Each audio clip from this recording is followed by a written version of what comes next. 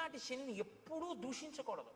మీరు ఆయన్ని నమస్కారం చేసి ప్రార్థన చేస్తే ఆయన దాన్ని ఇంకొకలా మారుస్తాడు. ప్రతిరోజు తిరగవలసిన దాన్ని గుడి చుట్టూ తిరగడంగా మారుస్తాడు భక్తి ఇచ్చి.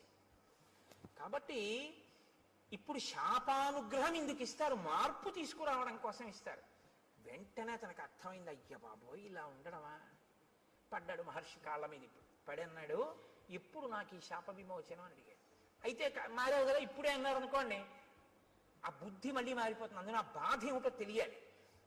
ఆయన అన్నాడు, యదాచిత్వా భుజౌ రామ త్వాం దహే ద్విజనే వనే తదాత్వం ప్రాప్స్యసే రూపం స్వమేవ విపులం శుభం.